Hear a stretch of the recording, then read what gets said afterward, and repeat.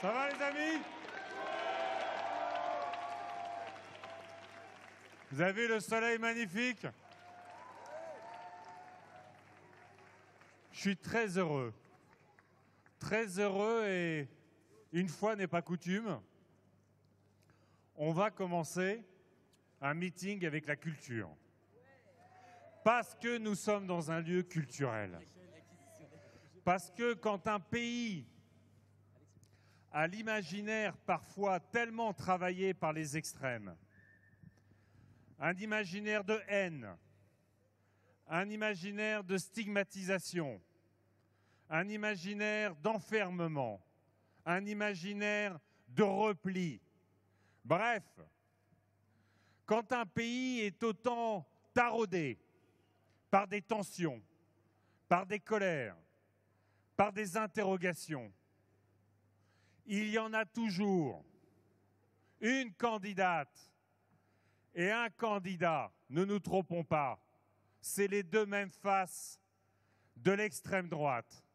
Quand ces candidats manipulent les tensions, les colères, pour porter finalement dans notre société des pulsions de mort, eh bien nous sommes là pour leur rappeler que l'écologie, ce sont les forces de la vie, que l'écologie, c'est la joie, que l'écologie, c'est un imaginaire positif, optimiste sur la société, que l'écologie, c'est l'amour de la beauté, que l'écologie, c'est voir dans la nature, dans chaque femme et dans chaque homme, la beauté de l'humanité. Voilà ce que c'est l'écologie. Voilà pourquoi nous sommes autant attachés à la culture. Parce que la culture, avec l'écologie, elle nous projette dans un avenir de solidarité. Elle nous projette dans un avenir de bienveillance, d'entraide. Elle nous projette dans un avenir où nous nous réconcilions enfin avec la nature.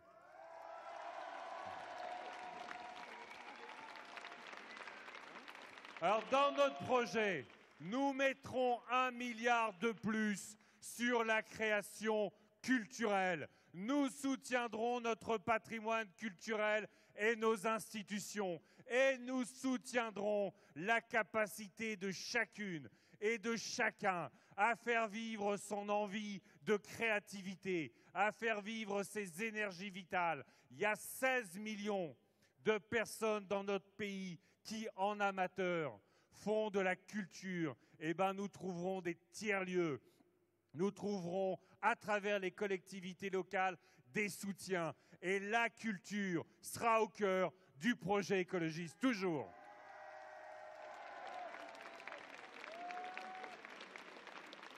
Vous savez, on parle souvent, et nous avons porté l'idée d'un Green Deal. Nous avons porté cette idée de la reconstruction de notre économie et de la justice sociale, comme Roosevelt l'avait porté après la crise de 29. Souvenons-nous toujours que dans le programme de Roosevelt, il y avait aussi les grands parcs naturels et il y avait un projet qu'on appelle le Federal Project One, qui consistait à investir massivement sur la création culturelle. Parce qu'une société qui va bien, c'est une société qui crée. Parce qu'une société qui va bien, c'est une société qui fait ensemble. Parce qu'une société qui va bien, c'est une société qui chante, qui rit et qui mange.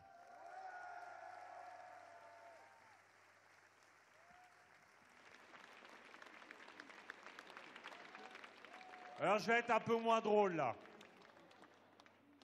Vous avez vu comme moi, vous avez lu peut-être comme moi, le dernier rapport du GIEC, de la communauté scientifique mondiale sur le climat.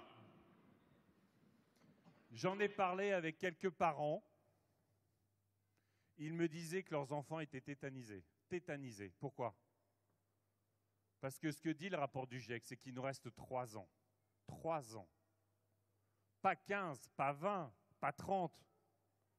Il nous reste 3 ans pour agir suffisamment pour le climat et éviter le chaos, éviter la catastrophe. Quand ça fait longtemps qu'il y a des grands sommets sur le climat, vous le savez. Mais les premières grandes mobilisations mondiales sur le climat, c'était notamment en 2009, le sommet de Copenhague. Il y avait des manifestations monstrueuses pour le climat. Mais à ce moment-là, c'était quoi notre message? Les scientifiques alertent et nous devons prendre soin des générations futures. C'était ça notre message en 2009. En 2009, il y a 13 ans seulement.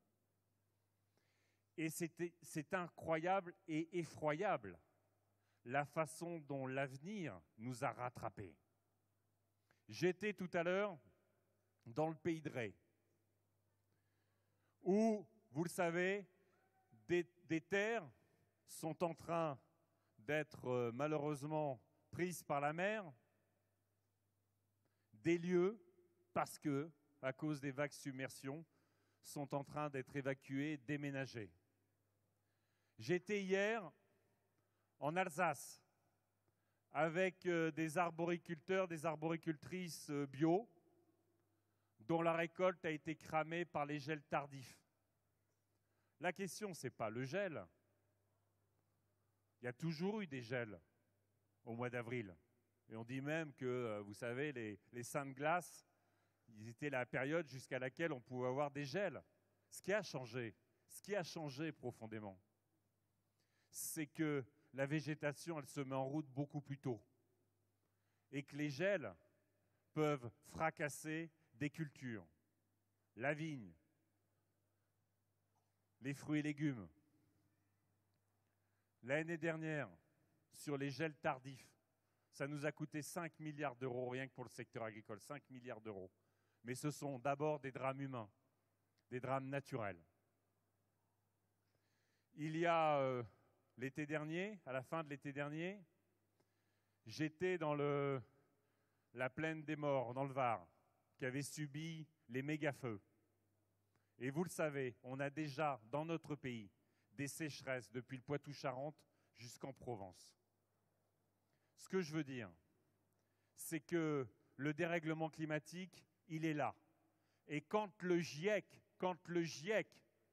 nous dit « nous avons 3 ans pour renverser la table, 3 ans pour arrêter les folies avec les énergies fossiles, 3 ans pour engager la transformation de nos logements, la transformation de nos transports, la transformation de l'agriculture. » Eh bien, quand on a 3 ans, on ne laisse pas Emmanuel Macron encore au pouvoir parce que ce sera un quinquennat d'inaction climatique, nous le savons.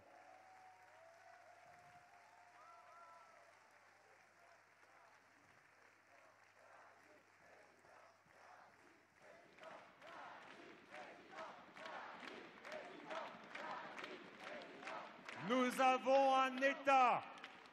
avons un État condamné 2 fois pour inaction climatique par la justice française.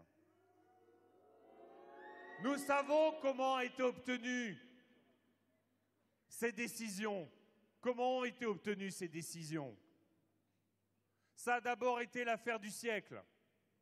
Une mobilisation citoyenne sans précédent. 2,5 millions de personnes ont signé une pétition pour porter plainte contre l'État. Et cette plainte et la décision qui a été prise nous dit que non seulement l'État n'a pas agi, mais que l'État, d'ici la fin de l'année, doit compenser tout ce qui n'a pas été fait. Et je suis fier que l'une des initiatrices de l'affaire du siècle, Marie Toussaint, eh bien aujourd'hui, elle est députée européenne écologiste.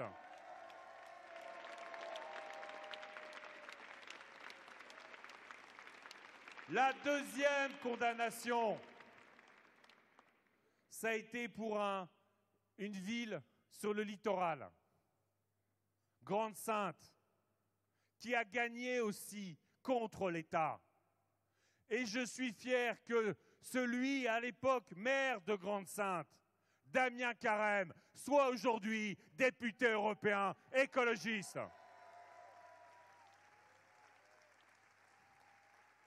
Ce que ça veut dire, à travers ces deux décisions, qui, ne nous le cachons pas, sont des succès juridiques, mais sont des échecs collectifs. La justice qui condamne l'État, ça veut dire que la France n'est pas à la hauteur du grand défi environnemental. Et ça, c'est un échec collectif, mais ça n'est pas le nôtre. Parce que le vote écologiste,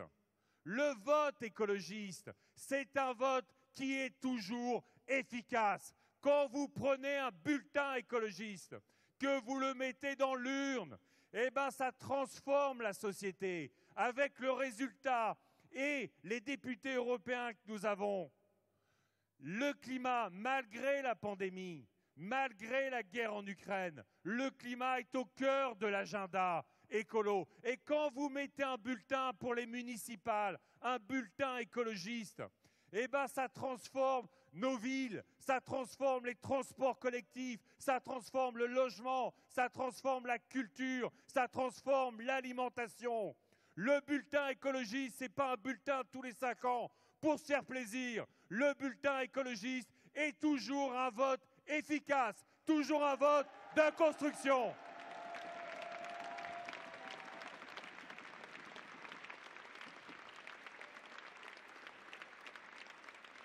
Et c'est un vote pour le pouvoir d'achat. L'écologie est de loin aujourd'hui la meilleure alliée du pouvoir d'achat. Pourquoi ? Quand les Françaises et les Français sont confrontés à l'explosion de leurs factures de chauffage, de leurs factures d'énergie, de leurs factures de carburant et potentiellement de leurs factures alimentaires, eh bien vous prenez les sujets un par un. Si les Français aujourd'hui sont aussi vulnérables à l'explosion des prix, c'est à cause de l'inaction climatique. Ils n'ont pas isolé les logements, nous les isolerons. Ils n'ont pas déployé les énergies renouvelables, qui sont aujourd'hui les seules énergies de paix, de souveraineté et de sécurité. Nous déploierons ces énergies renouvelables. Ils n'ont pas investi dans les transports collectifs. Nous investirons dans les transports collectifs pour que chacun puisse se déplacer.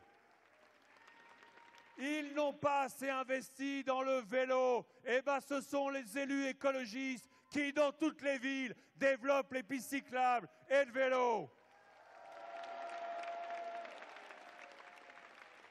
Ils n'ont pas, vous le savez, investi dans la transition agricole. On a aujourd'hui un président de la République sortant dont le projet pour l'agriculture, écoutez bien, c'est numérique, robotique, génétique, vous vous rendez compte ? On parle du sol, on parle de la nature, on parle de notre alimentation. Et qu'est-ce que veut poursuivre le président de la République ? Remplacer les paysannes et les paysans par des robots. Et c'est le retour des OGM. Eh bien nous, notre projet, les amis, notre projet agricole, c'est paysannes, paysans, c'est biodiversité et c'est de l'alimentation bio, une alimentation saine et savoureuse.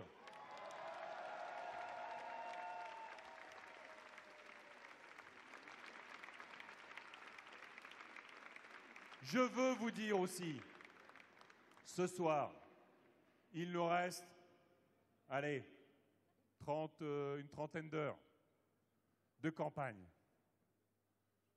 Je veux vous dire ma fierté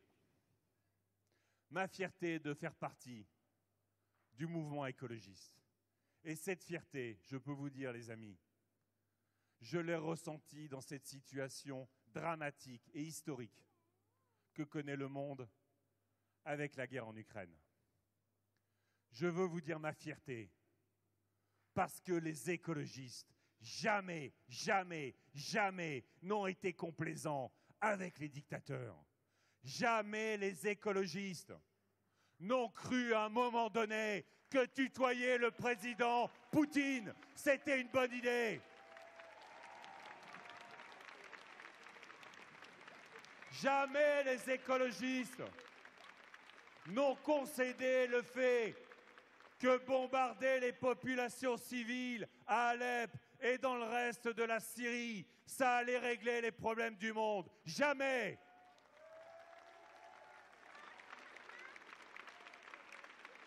Jamais les écologistes n'ont considéré que quand la Russie rassemble 150 000 soldats à la frontière de l'Ukraine, l'agresseur, ce sont les Américains. Nous nous sommes jamais trompés sur les dictatures. Nous les avons combattues en Chine, en Russie et ailleurs. Nous avons toujours défendu la liberté, la démocratie, les droits humains, parce que l'écologie, ce n'est pas le projet d'un pays. L'écologie, c'est le projet de l'humanité. Nous sommes internationalistes.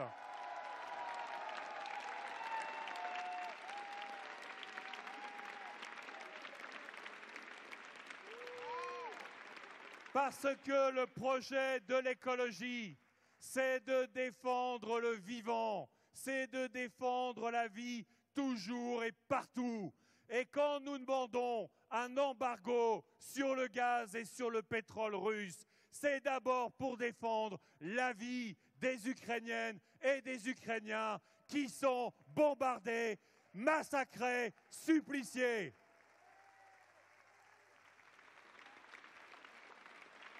Et quand on est écologiste, non seulement on défend la vie et les droits humains partout, mais on veut sortir, pour sauver le climat, des énergies fossiles.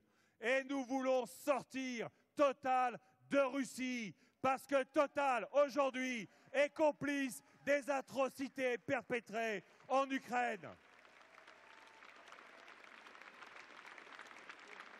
Eh bien, quand on est écologiste, on demande l'embargo sur le pétrole et sur le gaz parce qu'il nous faut sortir des énergies fossiles. Quand on est écologiste, on combat Total, qui est le lobby des énergies fossiles, en Ouganda, en Birmanie, en Russie et ailleurs. Et toutes celles et tous ceux qui se disent écologistes, et toutes celles et tous ceux qui vous prétendent défendre la paix, eh bien, quand on laisse un peu plus longtemps les énergies fossiles, quand on laisse Total perpétrer ses activités un peu partout dans le monde, quand on continue finalement à dire « ça peut attendre un peu », encore 5 minutes d'addiction aux énergies fossiles, eh bien, quand on est écologiste, on le sait, plus tard, c'est toujours trop tard.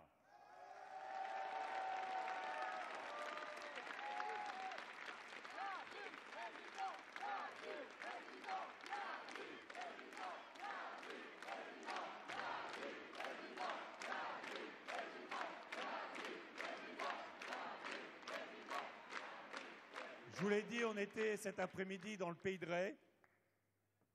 J'y étais déjà il y a quelques semaines, en haut d'une éolienne, pour admirer ce magnifique pays, qui n'est pas toujours une terre écolo, hein, le Pays de Ré, faut se le dire aussi. Mais ça me fait penser, ce pays aussi, à Sainte-Pazanne. Vous savez, dans ce village, il y a ce qu'on appelle un cluster de cancer pédiatrique. J'étais allé il y a quelque temps du côté de La Rochelle, à Saint-Rogatien, là aussi, un cluster un peu plus petit, mais un cluster de cancer pédiatrique. J'y avais rencontré des familles, des mamans, des papas, qui ne comprenaient pas. Qui ne comprenaient pas pourquoi leurs enfants attrapaient le cancer et qui ne comprenaient pas pourquoi certains de ces enfants étaient décédés. Sur les 10-15 dernières années, on a eu une augmentation de 20% des cancers pédiatriques. et c'est mis sous silence. Quand les familles demandent à ce qu'il y ait des études, parce qu'ils vivent toujours à côté des champs, où on épand les pesticides, et vous savez que ce gouvernement a accepté que le lobby de l'agriculture chargé en pesticides puisse quasiment épandre jusqu'à votre maison, jusqu'à la cour d'école, quasiment. Il y a d'autres aussi industries qui polluent. Nous avons une responsabilité, nous écologistes, et là aussi, c'est un vote unique, le vote écologiste de dimanche. C'est parce que nous allons mettre la santé environnementale comme la priorité du quinquennat. Nous ferons de la santé la grande cause nationale du quinquennat.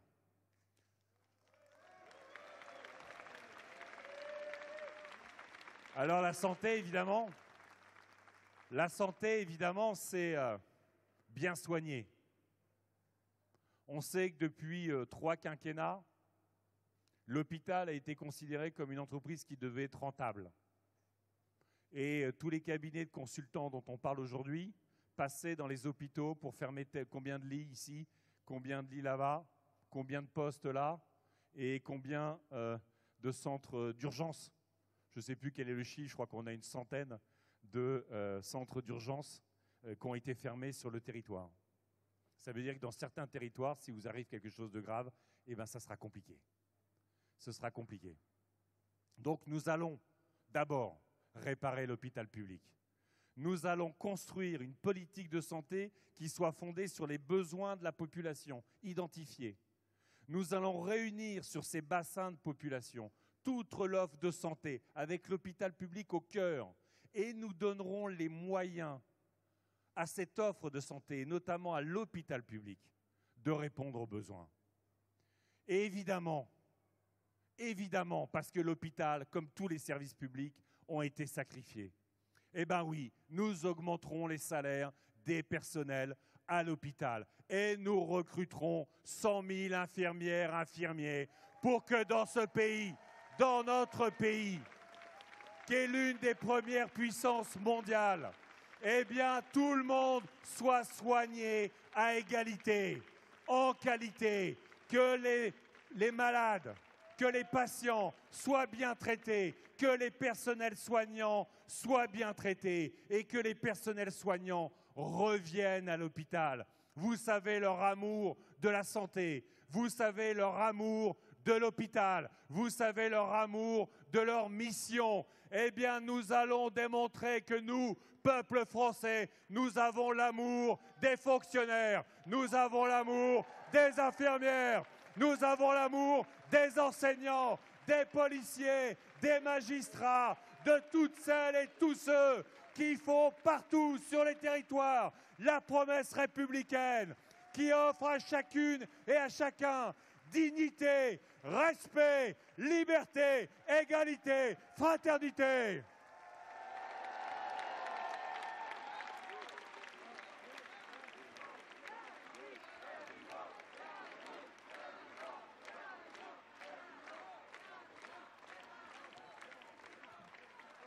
La santé environnementale, c'est évidemment les pesticides.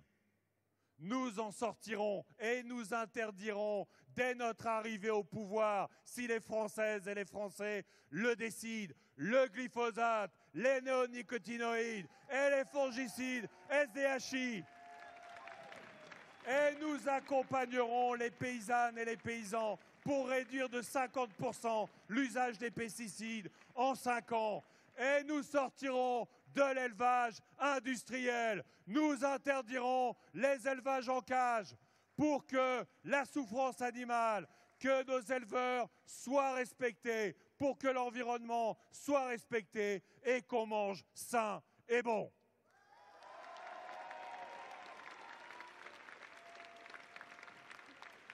Parce qu'il ne faut pas se tromper. C'est quoi l'alternative à l'agriculture paysanne et à l'alimentation bio? L'alternative, c'est Sodexo. L'alternative, c'est Buitoni, c'est Kinder et c'est Lactalis. Nous ne voulons pas de cette nourriture. Et vous voyez, dans ce scandale, il en dit tellement. Il en dit tellement de l'organisation de notre système. Il en dit tellement de la mise de l'État sous la coupe des lobbies. Parce que ces scandales sanitaires, y compris qui sont arrivés 5 ans après l'histoire du lait pour enfants de Lactalis, c'était quoi la promesse du quinquennat Macron à l'époque? C'était de renforcer les contrôles de l'État, c'était de renforcer les obligations des entreprises, c'était de les contrôler. Eh bien, depuis, dans ce quinquennat, on a réduit les contrôles, on a réduit les inspecteurs et on a laissé toute l'autonomie, toute la responsabilité aux entreprises pour faire des autocontrôles. Eh bien, la société confisquée par les lobbies avec les écologistes, c'est terminé.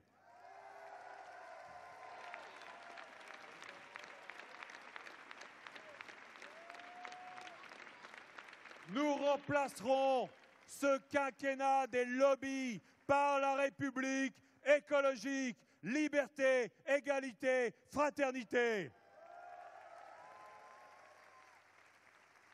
Nous sortirons le lobby de la chasse des politiques publiques. Nous sortirons le lobby des pesticides des politiques publiques. Nous sortirons le lobby des énergies fossiles des politiques publiques. Et nous sortirons les cabinets de consultants des politiques publiques.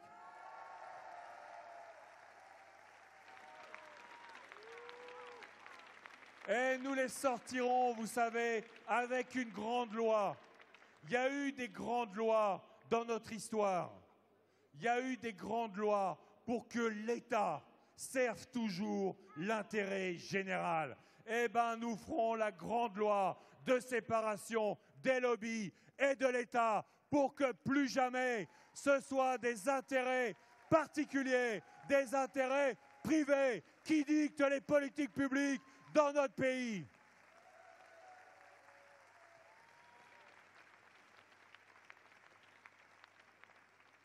Et vous savez ce qui est aussi au cœur du projet écologiste, toujours.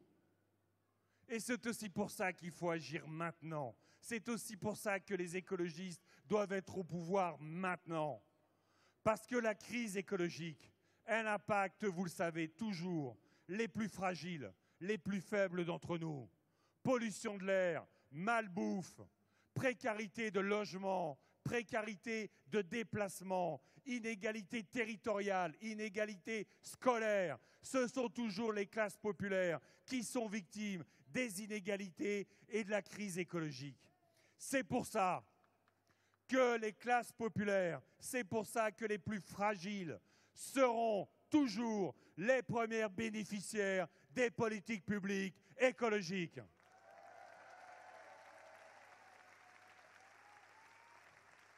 C'est pour ça que nous augmenterons le SMIC à 1 400 € net dès notre arrivée au pouvoir.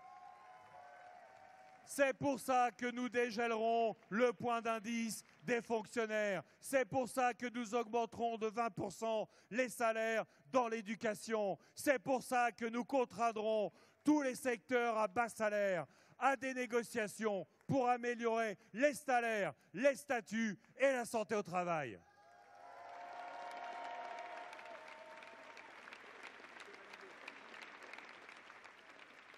La justice sociale, c'est aussi, enfin, le retour d'une justice fiscale. Nous remettrons en place un impôt de solidarité sur la fortune avec un malus climatique.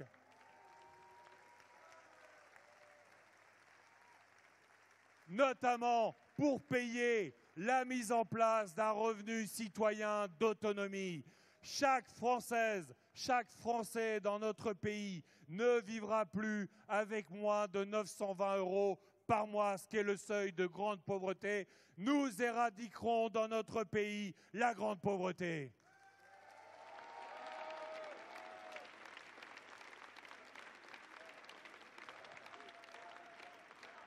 Et puisque dans ce quinquennat, jamais jeunesse n'a été aussi maltraitée, eh bien notre revenu citoyen sera un revenu d'autonomie. Dès 18 ans, les jeunes pourront bénéficier du revenu citoyen pour qu'ils choisissent leur vie, pour qu'ils bâtissent leur vie, pour qu'ils choisissent leur destin et qu'ils soient autonomes.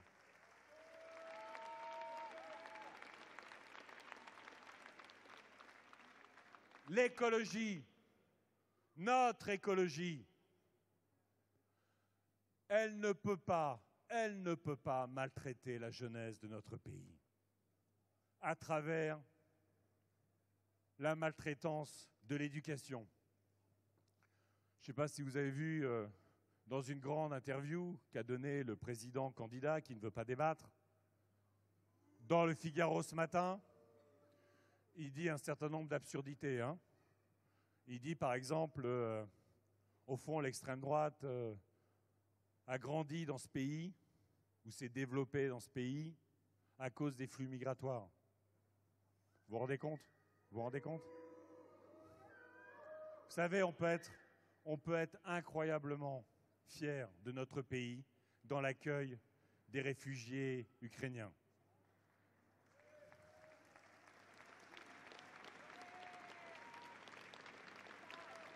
On peut être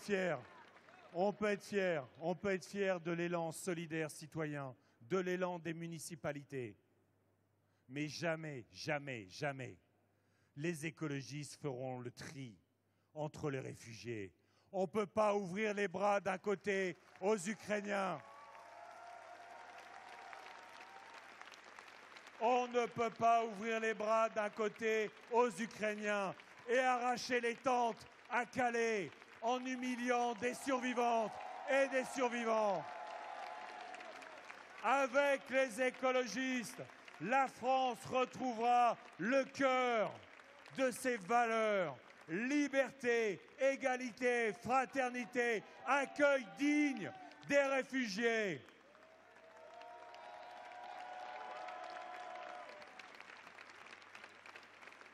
Je parlais de la jeunesse. C'est nous, la jeunesse. Un peu moins moi que d'autres. Mais la jeunesse, une société qui n'investit plus sur l'éducation, l'épanouissement, l'accomplissement de sa jeunesse. À l'école, je l'ai dit, combien on maltraite les enfants, y compris parce qu'on maltraite la communauté éducative. J'étais il y a 3 jours, dans la manifestation des accompagnants d'enfants en situation de handicap. Vous savez comment ils sont traités? Ils ont un contrat partiel, ils touchent autour de 750 € et ils sont baladés comme ça, suivant les besoins, suivant les envies. Maltraiter les accompagnantes et les accompagnants d'enfants en situation de handicap, c'est dire combien l'État et ce gouvernement maltraitent les enfants en situation de handicap. Eh bien, nous titulariserons les AESH catégorie B et nous ferons des temps complets pour que ces femmes et ces hommes, et d'ailleurs surtout ces femmes, aient la dignité de la reconnaissance de la société pour la mission et le travail accompli.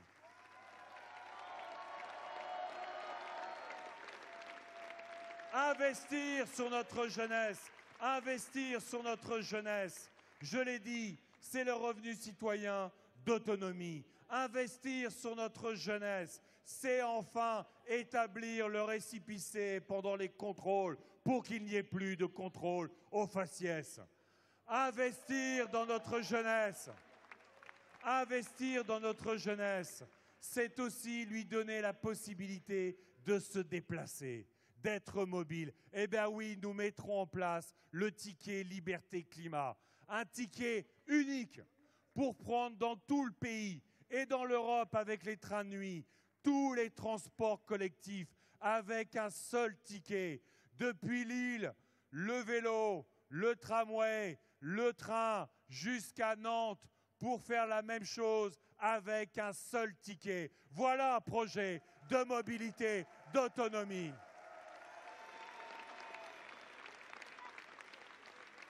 Alors ça ne parle pas qu'à la jeunesse, mais quand même, nous légaliserons le cannabis pour qu'enfin nous ayons dans notre pays une vraie politique contre l'addiction de la jeunesse, une vraie politique de santé publique, et pour qu'on débarrasse les mafias et le deal d'un certain nombre de quartiers. Oui, c'est la seule politique responsable.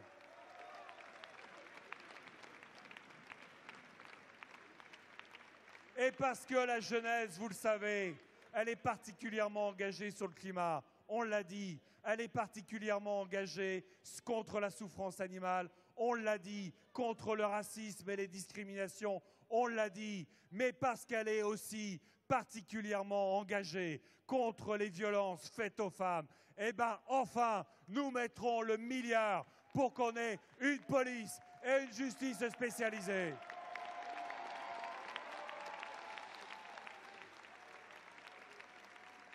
Nous sortirons de l'impunité zéro, qui est intolérable. Les droits des femmes devaient être la grande cause du quinquennat qui finit. Il y a eu 600 féminicides pendant ce quinquennat. Nous y mettrons fin en mettant les moyens.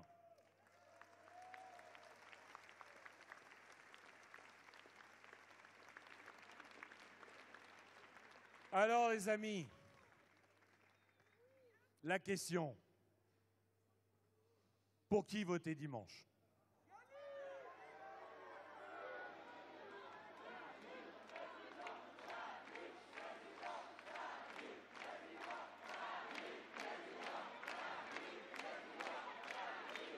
Vous le savez, ça ne vous a pas échappé parce que j'en suis convaincu. Vous en parlez entre amis, vous en parlez entre collègues, vous en parlez sur les réseaux sociaux, vous en parlez en famille. La question du choix du premier tour se pose à beaucoup d'électrices et d'électeurs. Et ils se disent aujourd'hui, c'est quoi le vote utile? C'est quoi le vote efficace? Merci. Bon, en même temps, Marine Tondelier, elle est porte-parole. Si elle ne donne pas la bonne réponse, on a un problème. Le vote utile, c'est toujours le vote de conviction. Quand on se bat politiquement, quand on est écologiste, quand on a gagné après s'être tellement battu contre l'aéroport Notre-Dame-des-Landes,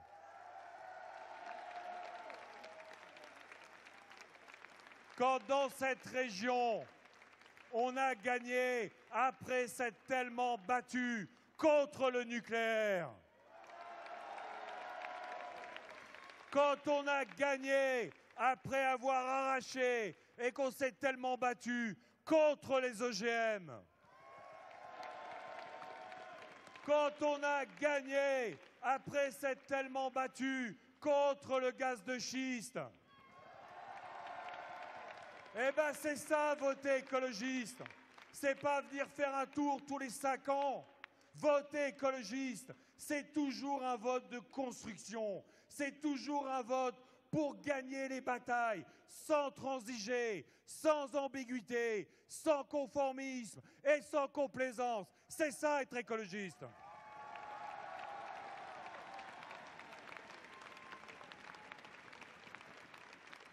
Et quand on lit le rapport du GIEC, mais qu'ils le lisent tous, pour gagner sur le climat, on gagnera en tant que communauté humaine, on gagnera à l'échelle de l'humanité, on gagnera parce que, avec l'Europe, on sera plus fort et que l'Europe pourra porter à l'échelle internationale l'agenda climatique. Quand on est écologiste, on est toujours pour l'Europe, on est toujours internationaliste.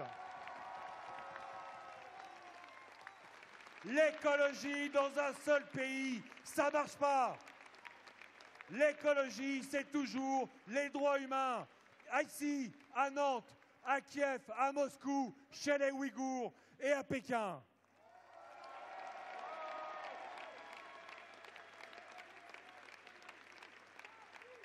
Alors les amis, c'est dimanche. C'est dimanche. J'appelle avec vous à un sursaut des consciences. J'appelle à la mobilisation générale pour l'écologie, pour le climat, pour la nature, pour le beau, pour la biodiversité, pour nous, pour nos enfants, pour nos petits-enfants, pour la justice sociale, pour la démocratie partout. Oui, les amis, dimanche, il faut voter écologiste. Il faut voter écologiste pour que le prochain quinquennat ne soit pas un quinquennat d'échec, ne soit pas un quinquennat d'inaction climatique, ne soit pas un quinquennat de régression sociale et ne soit pas un quinquennat d'une démocratie confisquée par les lobbies. Alors ensemble, les amis, pour aujourd'hui, pour demain, pour la nature, pour nous, pour les femmes, pour les hommes, pour la dignité et le respect, pour dimanche, votez et faites voter écologistes.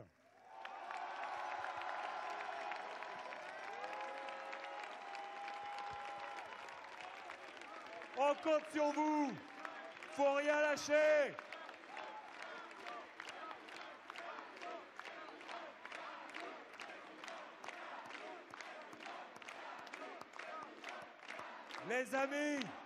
Les amis, quand 40 à 50% de la société, quand 40 à 50% des Françaises et des Français sont toujours indécis et se décideront probablement dans les dernières heures, notre responsabilité, ma responsabilité, votre responsabilité, c'est d'aller les chercher partout, celles et ceux qui croient qu'on ne sauvera pas notre avenir sans lutter pour le climat, pour celles et ceux qui croient que chacune et chacun dans notre pays a droit à la dignité et au respect, pour celles et ceux qui croient en la justice sociale et pour celles et ceux qui croient en la démocratie en France, en Europe et dans le monde. Votez écologiste et faites voter écologiste. Merci.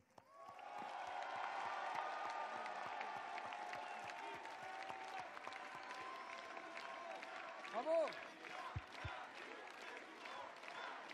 Merci Nantes.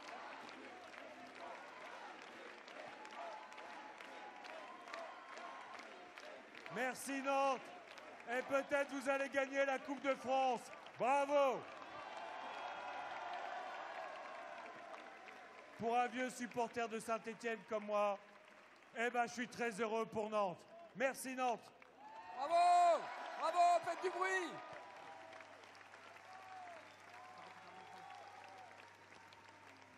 Applaudissez-le, bravo. Notre candidat, il nous rend fiers. Je vous avais dit qu'il donnait tout. Merci Yannick. Et la campagne continue.